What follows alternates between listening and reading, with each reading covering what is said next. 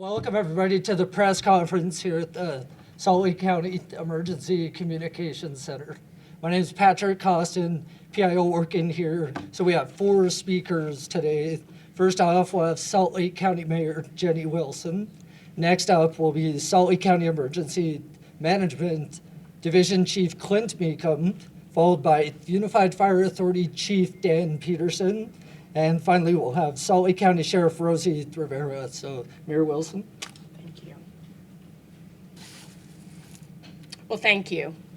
At 7:09 a.m. local time, there was a 5.7 magnitude earthquake with the epicenter in Magna, Utah. We've received 26 aftershocks, the last being at 9:25 a.m.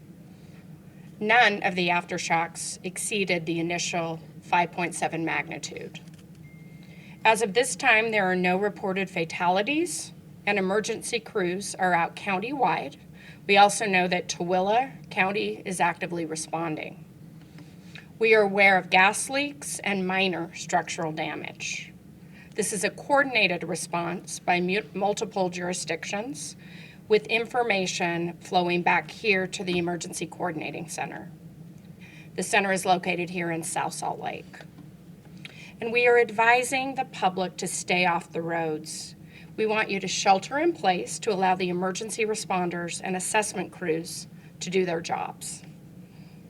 And I want to thank all the dedicated personnel who are responding.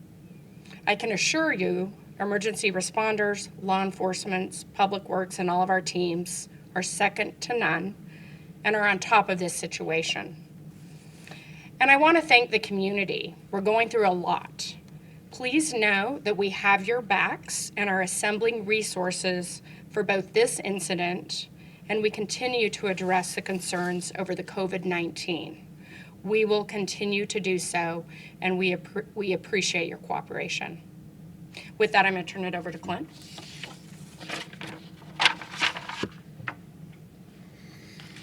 Thank you, Mayor, and again, good morning. My name is Clint Mecham. I am the Salt Lake County Emergency Manager. As the Mayor stated, at 7:09 this morning, we did experience a 5.7 magnitude earthquake epicentered in Magna. Right now, we have crews out assessing damage, and the information is flowing back to the Emergency Coordination Center. Right now, we know that approximately 49,500 people here in the Salt Lake Valley are without power.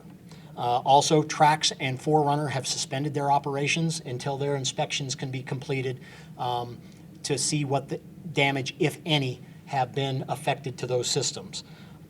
Damage assessment is also being performed by numerous public safety agencies, fire departments, law enforcement agencies, and public works agencies valley-wide. All areas of possible impact are being monitored and evaluated. It will take us some time to get to all of them, but we are coordinating with everybody valley-wide.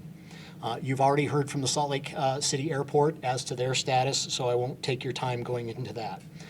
All non-essential Salt Lake County facilities, including the government center, are closed for today. I wish to reiterate what the mayor stated. We are asking everybody to stay off the roads, shelter in place in their homes, and allow the emergency and assessment crews to do their work so we can get through this as fast as possible. The other thing that I would like to take a minute and address is be sensitive or wary to information or misinformation going out from unvetted sources. For example, there is a rumor going around that somebody is predicting another large quake in 2 hours. Disregard that. There is very, very little possibility of being able to predict a quake, so pay attention and be sensitive to where the information sources are coming from. And then finally, I'd like to just reach out to our emergency response and public works crews and say thank you for their service and their dedication in helping us come together as a community and get through this situation as rapidly as we can. Thank you. So on behalf of the fire services, we've had great support from the county. We've been able to get a lot of good information and coordinated our approach here. Fire crews in all of our areas have been out, looked through and assessed those spaces. All of our fire stations today are reported to be operational. The crews are running calls. Many of us have staffed up our resources to be prepared. Since the quake, we've had over 70 emergency incidents that we've managed throughout the area outside of Salt Lake City. We only have 13 of those today that are active, and those are going to continue to flow. The board is starting to show more normal types of calls now as opposed to the calls that originated beginning after 7 a.m. We do have a hazardous material event that we're tracking it out of a warehouse in Kennecott. Currently, it looks like some chemicals in a warehouse have spilled. The plume is going up, but it's actually going vertical or into completely unpopulated areas. The UFA hazmat team is on scene with assistance from Salt Lake City, Lehigh, and Park City, monitoring that case right now. We don't have any more information at this point until we can finish sorting through that. No evacuations from that cause today. Thank you. Good morning. I'm Sheriff Rosie Rivera, and on behalf of the Salt Lake County Sheriff's Office and the Unified Police Department, I just wanted to let the community know that we do have officers out in the areas. If you need something, if it's a 911, please dial 911. If it's a call that can wait, don't use our resources at the moment. You may be able to call at a little later time. We do have a lot of officers working in the Magna area right now. We are asking them, all the community, to shelter in place. It's creating more problems when we have the community out trying to just be onlookers. So please go in your homes and stay there. We will pass as much information as we can to you.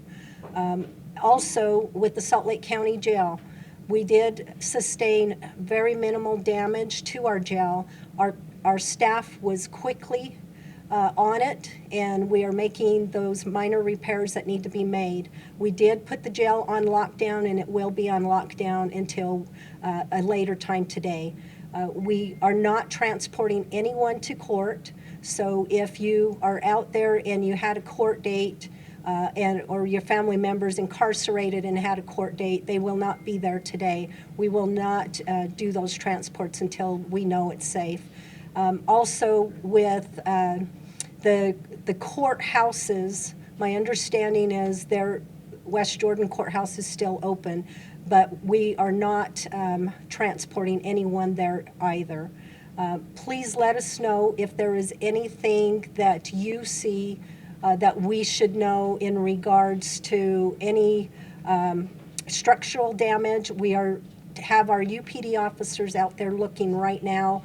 We have crews ready to go as a second team to go out and look. But right now we are just wanting the public to remain calm. Please stay calm and let us know what there is that you need. Thank you.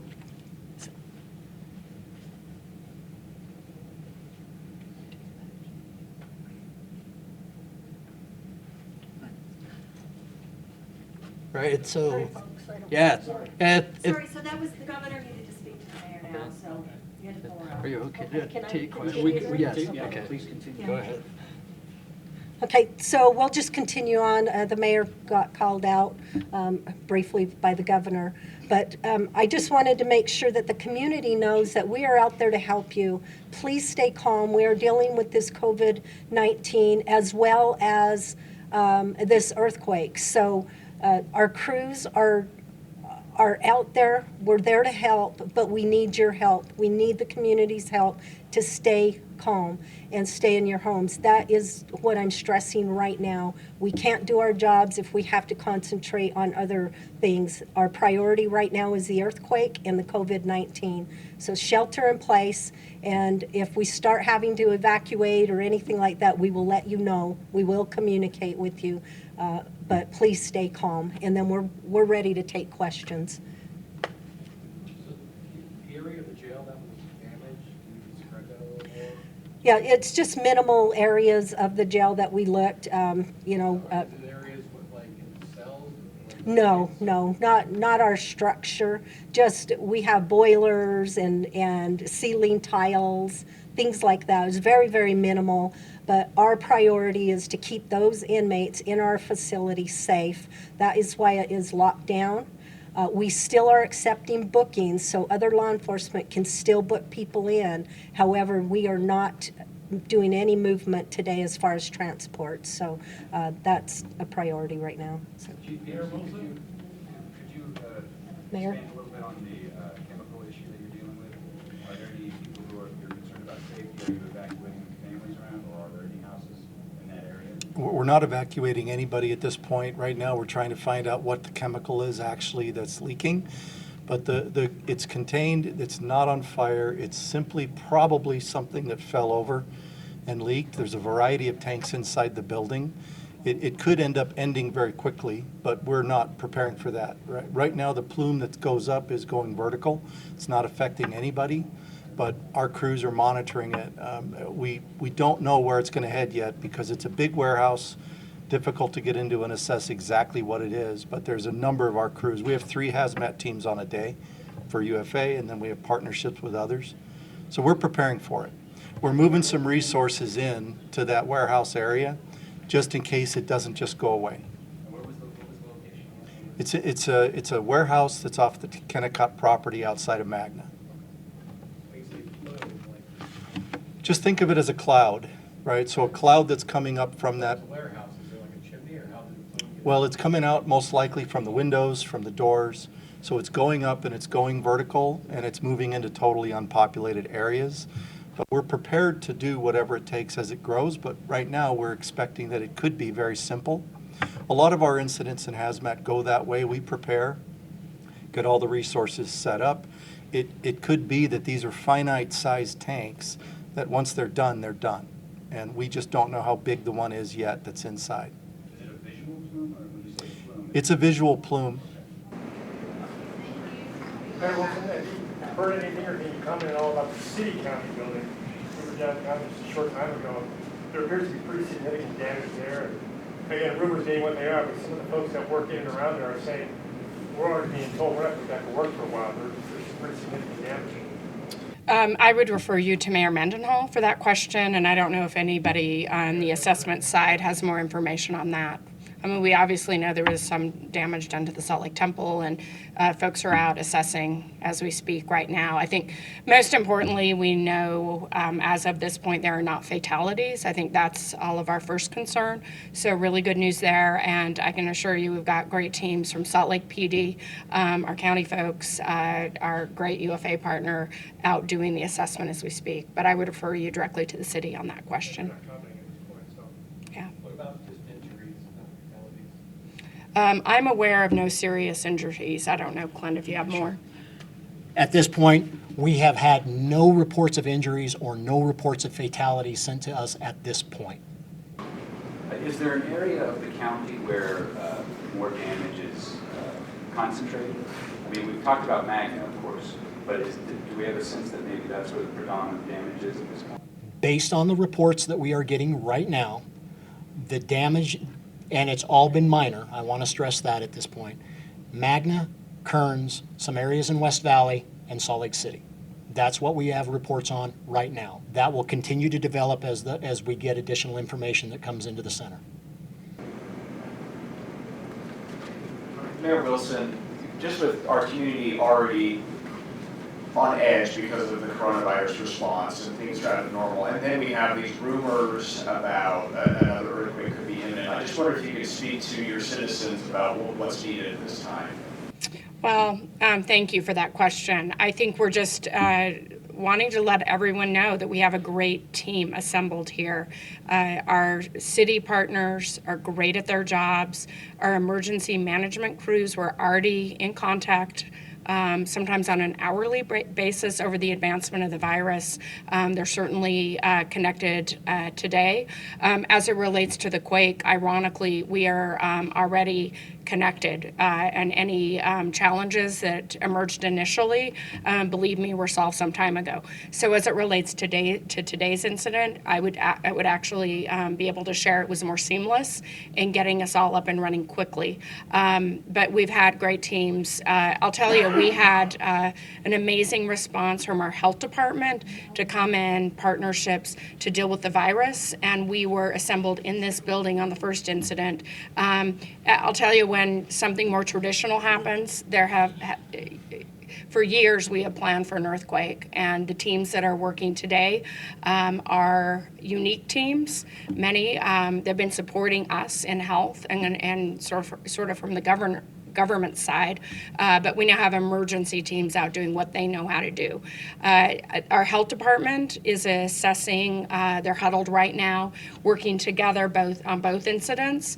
We've divided up the building a little bit so that we can continue addressing, of course, the need that will be long-standing around the virus, but we have unique crews on dealing with this today. Is there any silver lining to the fact that schools are not in session?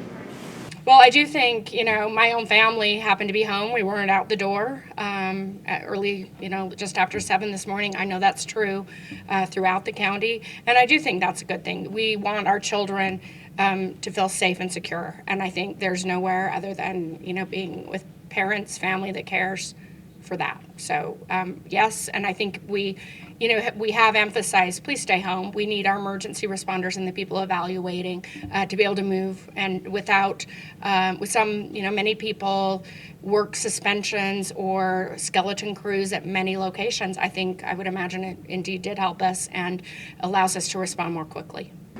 Clint, you already kind of talked to this, but we can't predict when an earthquake is coming. So this idea that floating around on Twitter that there's one coming in a couple hours is ridiculous, right? In my experience, I've never seen an earthquake that's been able to be predicted.